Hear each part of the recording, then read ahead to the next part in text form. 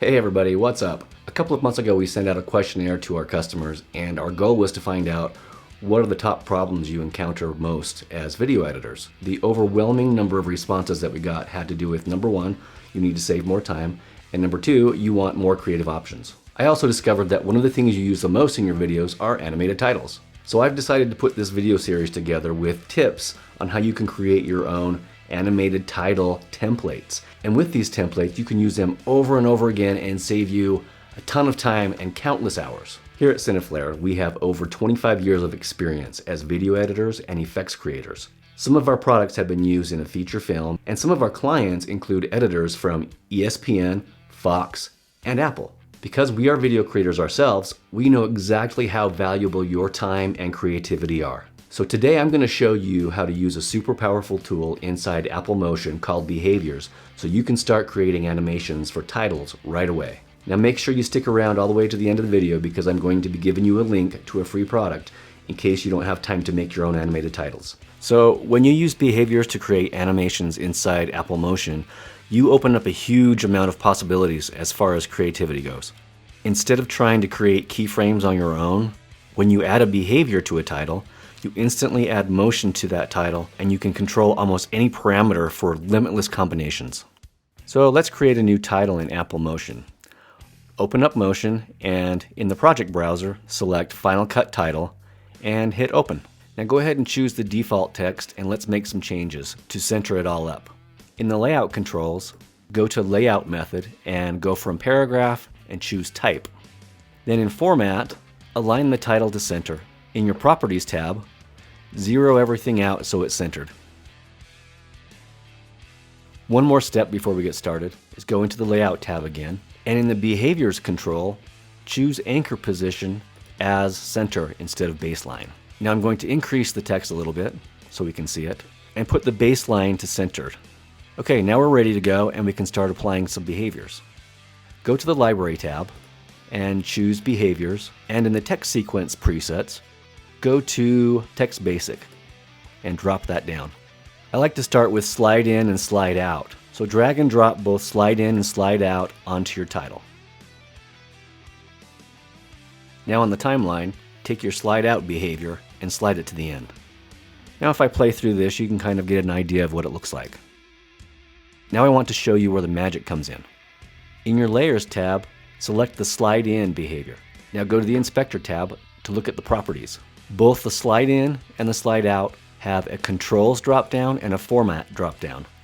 So let's look at the Slide In behavior first. In the Position drop-down, we can see that the default is set to travel about 104 pixels from left to right. Now if we change that default, maybe let's say to -500, the title starts at -500 and then travels to 0.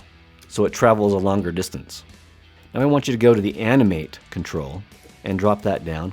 And you can see that you can control how the title animates, either character, word, line, all, or a custom. I'm going to choose word. Now let's see how that looks. Now the text animates on by word instead of character.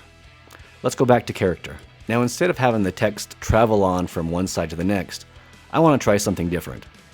I'm going to add a different parameter to the Format control. So let's go to Remove and go to Format and take away Position, and also let's take away Opacity. Now if I play that back, you'll see that it doesn't animate because I just removed those parameters. Now I'm going to add another parameter and go to Format and choose Scale instead, and I want to show you what that does. Now we don't want it to scale from 100 or it does nothing, so I'm going to set it to 0. Let's play that and see what it looks like. So now each individual letter scales from 0 to 100. Now I'm going to change the direction of that and go down to the direction under the controls, and instead of backwards, I'm going to choose forwards. Now I'm going to quickly make the same changes to the slide out behavior. Now let's play those together.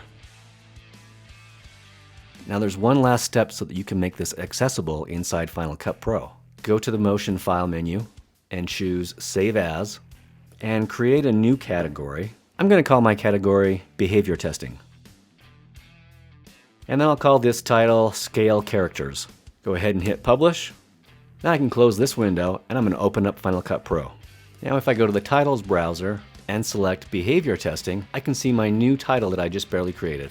Now I'm going to drag and drop that onto my timeline and watch it play through. You just created your first animated title template using the powerful tool called Behaviors. In our next tutorial, I'm going to show you how to use more than one behavior at a time so you can create multiple and compound animations.